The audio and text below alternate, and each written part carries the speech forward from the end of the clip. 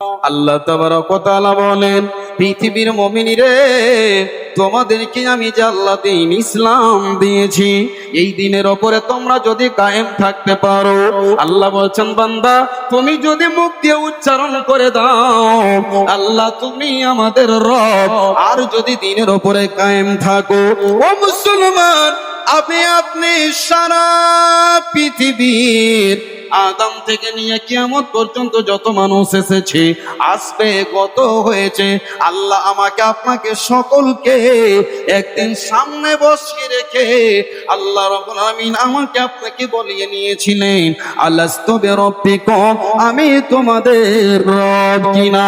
সেদিন আপনি বলেছিলেন, সেদিন আমি বলেছিলাম, সারা পৃথিবীর মানুষ সকলে বলেছিল ক্বালু বালা, আল্লাহ আপনি আমাদের রব। আল্লাহ বলছেন বান্দারে, যারা ইসলাম নিয়ে আসবে এবং দ্বীনের উপরে কায়েম থাকবে, আল্লাহ রাব্বুল আলামিন বলছেন তার জন্য চার খানা ওয়াফাত।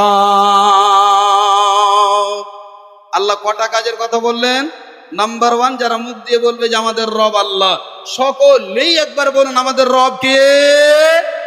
একবার হাত উঠিয়ে বলতে হবে আমাদের রব কে? আলহামদুলিল্লাহ, আমাদের রব আল্লাহ, হায়াতের মালিক, মওতের মালিক, সুখের মালিক, দুঃখের মালিক, সব কিছুরই মালিক তিনি কে? আল্লাহ। আল্লাহু আকবার। কিন্তু মুসলমান, আপনি নামাজে দাঁড়িয়ে বলছেন আলহামদুলিল্লাহি রাব্বিল আলামিন আর রহমানির রহিম মালিকি ইয়াউমিদ্দিন ইয়াকা না'বুদু ওয়া ইয়াকা নাস্তাঈন। নামাজ পড়তে পড়তে আপনি বলছেন মালিক আল্লাহ, সমস্ত পাত্র প্রশংসা, সমস্ত তারিফ তোমারই জন্য, তুমি রহমান, তুমি রহিম, তুমি কিয়ামতের দিনের মালিক। এই করতে করতে আল্লাহকে বলছেন মালিক আল্লাহ আমি তোমারই ইবাদত করি, আল্লাহ তোমারই কাছে আমি সাহায্যের কামনা করি।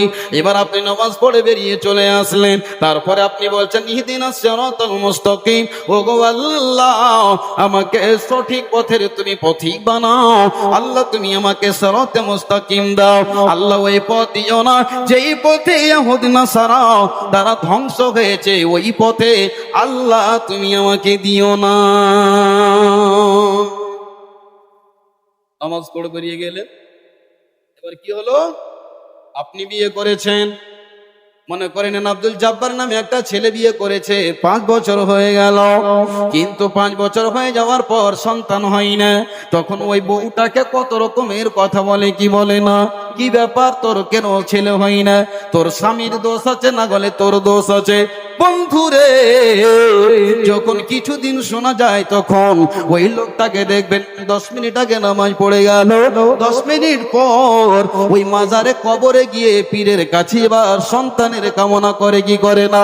আল্লাহ তাবারক ওয়া তাআলা বলছেন, ওরে নিমুখারাম বান্দা, 10 মিনিট আগে আমাকে বললি তোর ইবাদত করি, তোমারই কাছে সহযোগিতা চাই, আর এখনই বলেছিস যে এখন তুই পীরের কাছে সন্তানের জন্য দরখাস্ত জানালি। আল্লাহ বলছেন বান্দা, এরকম ঈমানে কোনো দাম নাই, কোনো দাম নাই, কোনো দাম নাই।